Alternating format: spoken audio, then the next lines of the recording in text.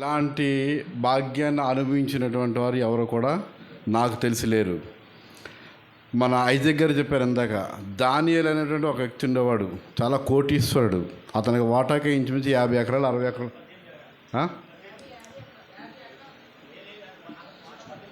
Okay సరే, అంతకంత మనకు వదిలేండి. ఆయన కోటీశ్వరుడు, ఒక మాటలో చెప్పాలంటే కోటీశ్వరుడు. ఎంతో పరిచయం చేసేవాడు. రాళ్ళ అయ్యగారు మాట అంటే వేదవాక్య అతనికి.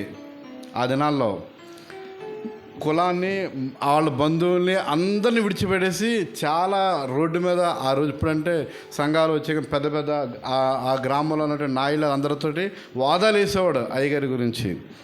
ఏమన్నా మాట్లాడితే ఒప్పుకునేవాడు కాదు. ఎంతో పరిచయం. రాత్రులు నాకు తెలుసు, బండ తీసేయాలంటే బండలు తీసి చేతిలో పొక్కలేకపోయినా తవ్వి తవ్వి తవ్వి తీసేవాడు. అలాంటి వ్యక్తి ఈరోజు ఎక్కడున్నాడో కూడా తెలియదు.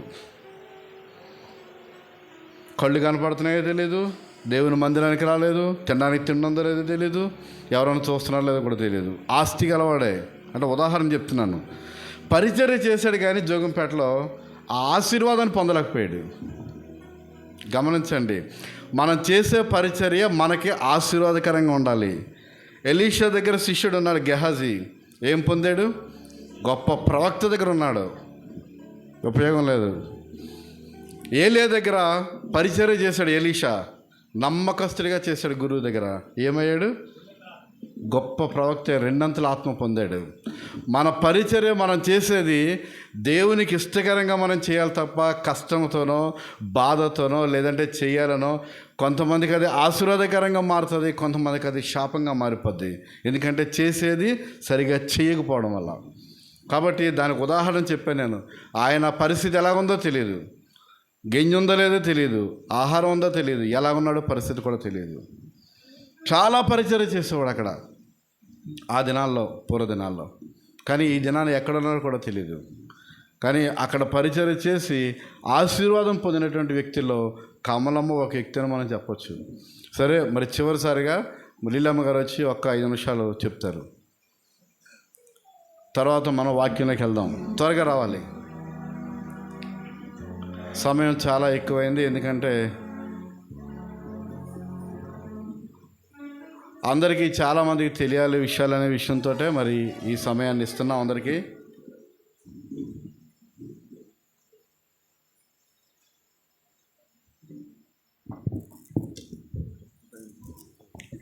అందరికీ వందనాలు. మరి ముఖ్యంగా అమ్మకి వందనాలు. అలాగే ఈ విషయంలో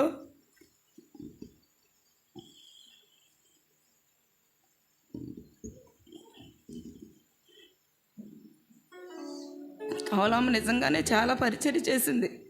కానీ ఒక దగ్గరగా ఒక 7 సంవత్సరాలు 8 సంవత్సరాల నుంచి జోషువా జోగంపేట వెళ్తే, జోషుబాబు మీ దగ్గరికి వచ్చేస్తాం, జోషుబాబు మీ దగ్గరికి వచ్చేస్తామని భార్యాభర్తలు ఇద్దరు కూడా మమ్మల్ని పట్టుకుని ప్రార్థనకి వెళ్ళామంటే చాలు ఇద్దరు మా కాళ్ళ దగ్గర కూర్చునేవారు. ఏం చేస్తున్నావు, ఏం చేయమంటావు, మరి ఇలాగ వచ్చేస్తాను అంటున్నారు ముసలోళ్ళు. మరి మన దగ్గరే ఉంటారంటే మరి ఆనక్క దగ్గరికి వెళ్ళవచ్చు కదా, లేకపోతే అమ్మగారి దగ్గర ఉంటూ. నేను ఏమని చెప్పానంటే, అమ్మ అక్కడ ఒంటరిగా ఉంటుంది కదా, అక్కడ స్థలం కూడా అంత ఖాళీగా ఉంటుంది, నువ్వు అక్కడ ఉండి పరిచయం చేస్తే మంచిది కదా అంటే, అమ్మో నేను అక్కడ ఉండలేనమ్మా, నీ దగ్గరకు వస్తాను, అక్కడ ఆవిడ చూస్తారు, అమ్మగారు అంత చేయలేరు కదా అనేసి అంది. సరే అని చెప్పేసి వాళ్ళిద్దరినీ కూడా మేము ఆహ్వానించాం రావడానికి. ఎందుకంటే ముసలోళ్ళే కదా, ఈ కారు షెడ్లో సగమేమో కారు పెట్టుకున్న ఆ షెడ్లో కొంచెం రేకేసి వాళ్ళని పెట్టుకుంటే కొంచెం కాంపౌండ్ కూడా ఉంది కదా, మొక్కలు అవి పండిస్తాను, ఈ కాయగూరలు అవి పండిస్తామమ్మా అని చెప్పేసి అనేటప్పటికీ మేమిద్దరం అంగీకరించాం. సో నాతానీలు అనుకునే విధంగా కరోనాలో చనిపోవడం వల్ల మరి మేము అతను బరియలు చేయలేకపోయి, జోషుబాబు అయితే అతను ముఖం కూడా చూడలేదు. ఎందుకంటే అప్పుడు ఆ టైంలో జోషుబాబుకి చాలా కరోనా ఎక్కువగా ఉంది. శాము తర్వాత మన సామ్యులు తన యొక్క డెడ్ బాడీని వాళ్ళిద్దరే చేశారు ఆ రోజు. వాళ్ళిద్దరికి అవకాశం దొరికింది.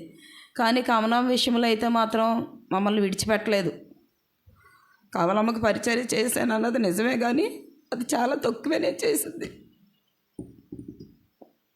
గత నెల 20వ తారీఖు నుంచి ఆవిడకి బాగోలేదు, భయంకరమైన మోషన్స్. మధ్యాహ్నం ఉదయం ఆ కరెంట్ స్తంభం దగ్గరికి వెళ్ళి గడ్డి తవ్వుతుంది. కమలమ్మ ఎందుకు అలా తవ్వుతున్నావు, నువ్వు వచ్చే ఎండ కదా అనేసి అంటే వచ్చేసింది. అదేదో ఈ పక్కన తవ్వు అంటే ఇక్కడ తవ్వేసి వచ్చి పడిపోయింది. ఏటేలా పడిపోయింది. ఒక్కొక్కసారి అలా పడిపోతూ ఉంటుంది. నీళ్ళు కొట్టాను, కొంచెం నీళ్ళు వేసాను. తర్వాత నాకు ఇక్కడ పరిచర్య ఇంకొక ఆవిడ చేస్తుంది, మేరీ అని. ఆవిడ వచ్చాక ఆవిడ బట్టల్లో కొంచెం శుభ్రంగా ఉంటే అన్నీ మార్చి ఆవిడని తీసుకొచ్చి ఇక్కడ పడుకోబెట్టాం. తర్వాత విరోచనలు అవి అవుతుంటే కొంచెం చిన్నిని గైడ్ తీసుకుని తనకు అన్ని ట్రీట్మెంట్ చేసాం. తర్వాత ఎర్రవరం నుంచి ఒక ఆయన్ని, ఒక ఆర్ఎంపీ డాక్టర్ని తీసుకొచ్చి అతనితో కూడా ట్రీట్మెంట్ చేయించివ్వడం. తగ్గిన తర్వాత బాగానే తిరిగింది. కానీ ప్రతి దినము కూడా ఎందుకో కానీ ఒక 2 నెలల నుంచి ప్రార్థన చేసేది మాతో పాటు, కుటుంబ ప్రార్థన ఉండేది. కానీ 2 నెలల నుంచి మాత్రం మేము మందిరం కట్టిన కాడి నుంచి మేము ఆ ముగ్గురిని కూడా మందిరంలో ప్రార్థన చేసుకుంటే, కవలమ్మ అక్కడ ప్రార్థన చేసుకునేది. కవలమ్మ నువ్వు అక్కడ ప్రార్థన చేయడానికి కుదరదు, మేము ఇక్కడ ప్రార్థన చేసుకుంటే నువ్వు అక్కడ ప్రార్థన చేయడం, నువ్వు వచ్చే మందిరంలో కానీ మాతో పాటు మోకరిపిచ్చేదాన్ని. ఇద్దరు వచ్చేసినా సరే నువ్వు ఇక్కడ పడుకో, కానీ నువ్వు మాత్రం మాతో పాటు ఉండాలని ఒక 2 నెలల నుంచి మాత్రం తను విడిచిపెట్టేదాన్ని కాదు. తర్వాత తను బలహీనం బాగా అయిపోయినప్పటికీ కూడా, ప్రభువా నాయన అనేది ఒకరోజు మాత్రం సైతాన్ వచ్చిందమ్మా నా దగ్గరికి, మరి నా మీద పడిపోతున్నాడు, అతను ఎవరో వచ్చి నన్ను లాక్కెళ్ళిపోతున్నాడని అట్టి చెట్ల వరకు లాక్కెళ్ళిపోయాడు అంతే. అప్పుడు వెంటనే మా మామగారు పిలిస్తే వచ్చి నేను ప్రార్థన చేసి క్రీస్తు విజయం తన గుండెల మీద పెట్టి, ఇంక రాదులే చీకటి పడుకొని నేను కొంచెంసేపు అక్కడ కూర్చుని నేను లోపలికి వెళ్ళిపోయాను. తర్వాత అలాగ ప్రతి దినము ప్రతి నిమిషం కూడా మీరు నా చెప్తే నమ్మితే నమ్మలేదు కానీ క్షణము లిల్లుబాబు రండి, లిల్లమ్మ గారు రండి, నాకు నోట్లో నీళ్ళేయండి, నా నోరు ఆరిపోతుందని బాధపడేది.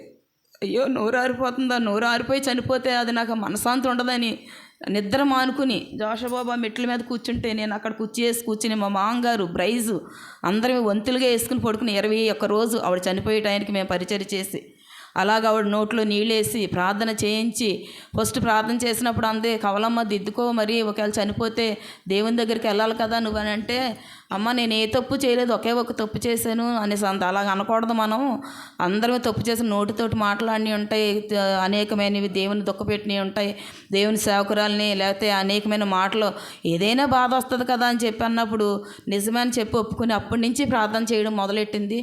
మరి ఆ తర్వాత ఒక రోజు శనివారం బాగా నీరసంగా ఉంది ఆవిడకి. నీరసంగా ఉంటే అప్పుడే స్నానం చేయించినట్టు నేను చేయించి పడుకోబెట్టాను. స్నానం మాత్రం చేయించేసేదాన్ని ఎంత బలహీనంగా ఉన్నా. శాంతి జ్యోతి వచ్చారు మందిరం కడుగుదామని. వస్తే జ్యోతిని చూసింది కానీ ఏం మాట్లాడలేదు. శాంతమ్మ అందే, ఎంత గుర్తుగానో మాట పిలిచింది. శాంతమ్మ వచ్చావా, ఇలా వదిలేస్తారా, మందిరం తుడవండమ్మా అని చెప్పింది. అంటే ఆ బాధ్యత శాంతికి అప్పచెప్పిందేమో అని నేను అనుకుంటున్నాను. శాంతమ్మ వదిలేకు మందిరం, నేను బాగోకే కదా తొడలేకపోతున్నాను, మందిరం తొడకుండా చాపలు వేసేస్తున్నావు అని మనసు ఆవిడకి వచ్చినట్టుంది. ఆ మాట ఉంది. శాంతి కూడా ఇక్కడే ఉంది. నేను వెంటనే అనుకున్నాను, శాంతి చూసావా నిన్నే అడిగింది, అక్కడ జ్యోతి ఉంది, జ్యోతికి చెప్పలేదు, శాంతికే చెప్పింది అనమాట. అలాగా ఎవరైనా కొత్తగా ప్రార్థనకు వచ్చినా ఎవరినైనా సరే కానుకలు తీయండి అని చెప్పింది. ప్రతి ఒక్కరికి కూడా పిడికిడి బియ్యం తీయండి, నిజమే అది, పిడికిడి బియ్యం తీయండి అమ్మా, మీ భర్తలు మారినోళ్ళు ఉంటే మీ భర్తని తాడిట్ లాక్కొస్తాడు అని చెప్పేది అందరికీ కూడా. ఎవరికైనా సరే చెప్తున్నారు కదా, ఎందుకు వాళ్ళకి వాళ్ళకి తెలుసు వాక్యం, నువ్వు మళ్ళీ మధ్యలో హెచ్చరించొద్దని గసిరేదని, అయినా సరే చాటో మూటనో కానీ ఎవరొకరితోటి ఏదో ఒకటి చెప్తానే ఉండేది ఆవిడ. అలాగ మరి నిజంగా ఆవిడకి ఆ ధన్యత ఇచ్చాడు. రైజ్ బాబు, జోషబాబు అలా 3 పేర్లు పలుకుతూ ఆవిడ చనిపోయింది. ఎందుకో కానీ మరి నేనంటే చాలా ప్రేమ ఆవిడకి. అలాగే చాలా విషయాల్లో చూశాను, కొన్ని విషయాల్లో గద్దించినప్పుడు ఆవిడని అడిగాను, కవలమ్మ నన్ను క్షమించి. ఆవిడ అప్పటికింకా బలహీనం అవ్వలేదు.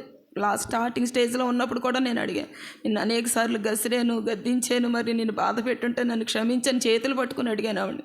క్షమించండి అమ్మ అందే. ఆ అమ్మగారు ఇంకా బుధవారం చనిపోతున్నాడు మధ్యాహ్నం 2 గంటలకు ఎంతగా ఫోన్ చేసినప్పుడు ఫోన్ ఇస్తే అమ్మగారు క్షమాపణ అడిగితే మీరే నన్ను క్షమించండి అని చెప్పి ప్రతి ప్రార్థన పిన్ టు పిన్ అమ్మగారు ఏం ప్రార్థన చేశారో ప్రతి ప్రార్థన కూడా ఏకీపించింది ఆవిడ. అది ఆవిడకి ఆశీర్వాదమే. ఆవిడ మరి పరలోకం వెళ్ళిందని నేను కూడా సంపూర్తిగా నమ్ముచున్నాను.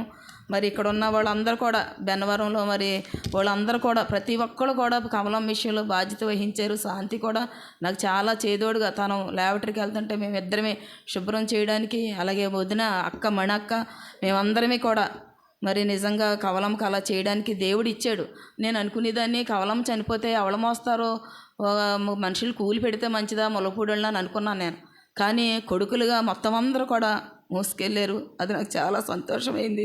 అలాగే ఆలోచించేదాన్ని నేను, జోషువా మొయ్యలేడు కదా, బ్రైస్ వైజాగ్ వెళ్ళిపోయాడు, ఆడు వస్తాడంటావా, వీళ్ళందరూ పట్టుకుని మోస్తారా అనుకున్నాను. కానీ అందరూ కూడా సంతోషంగా ఆవిడ సమాధి కార్యక్రమం కూడా జరిగింది. అనేక మంది కూడా చెప్పుకున్నారు, అది దేవుని నామానికి మహిమ రావాలి, మాకు కాదు, ఇదంతా దేవుని నామానికి మహిమ. అలాగే నా తల్లిదండ్రులు పూర్వదినాల్లో ఆవిడకు నేర్పిన మెట్టు, అలాగే జోగుంపేటని హత్తుకుని ఎంతో పరిచర్య, మామూలు పరిచర్య కాదు ఆవిడ చేసిన పరిచర్య. అయితే కాకినాడలో కూడా నాకు తోడుగా ఉంది. నేను కాకినాడలో చదువుకున్నప్పుడు కాకినాడలో కూడా నా దగ్గర ఉంది ఆవిడ, నిన్న రూమ్ తీసుకుని ఉన్నప్పుడు. అలాగే ఎంతో పరిచర్య, మామూలు పరిచర్య కాదు. పరిచర్య చేస్తాం కానీ మామూలు పరిచర్య కాదు. డేనియల్ గురించి చెప్పాం కదా, డేనియల్ కూడా అక్కడ పరిచర్య చేసి, ఇప్పుడు ప్రతి మెట్ట మీద ప్రతి మొక్క, జీడి మొక్క కానీ మామిడి మొక్కలు కానీ ఒకవేళ ఏమైనా మొక్కలు కాసాయి అంటే డేనియల్ వేసిన మొక్కలే అవి. ఇప్పుడు ఆ మొక్క అలా చెదునుగా ఉందంటే అతనే, కానీ అతను పరిచర్య చేశాడు కానీ నిజంగానే ఆశీర్వాదం పొందలేకపోయాడు. మనం కూడా పరిచర్య చేసామంటే ఆశీర్వాదం ఉండాలి. అటువంటి ఆశీర్వాదం సంపాదించుకుంటేనే ఆ పరిచర్య మనకి సనుగుడుగాను గొడుగుడుగాను ఉండకుండా దేవునిలో మనం ఆశీర్వాదం పొందినట్లుగా మీరందరూ కూడా మరి నిజంగా కవలమ్మ కార్యక్రమం నేను ఇంత బేగా పెట్టడం అయితే నాకు ఇష్టం లేదు. జోషబాబుకి ఏంటంటే పెట్టేయాలని పెట్టేశారు. కానీ మరి మీరందరూ కూడా గాంధీనగరం, బెన్నవరం, అలాగే జోగుంపేట అనుకోకుండా అబ్బు కూడా వచ్చాడు. అందరూ కూడా రాగలిగారంటే ఆవిడ మరి నిజంగా ఆవిడ ఒక అదృష్టవంతురాలే అనుకోవాలి. నిజంగా సమాధి కార్యక్రమం అలాగే జరిగింది. అనుకోకుండా అందరూ అటెండెన్స్ అయ్యారు, అక్కజేళ్ళు అందరం కూడా. మరి మా దగ్గర ఉండి ఆవిడ చిన్నప్పటి నుంచి చేసిన పరిచర్యకి ఈ రీతిగా మేము రుణం తీర్చుకున్నాం. మరి ఇది కొద్ది మాటలు దేవుడు దీవించును గాక.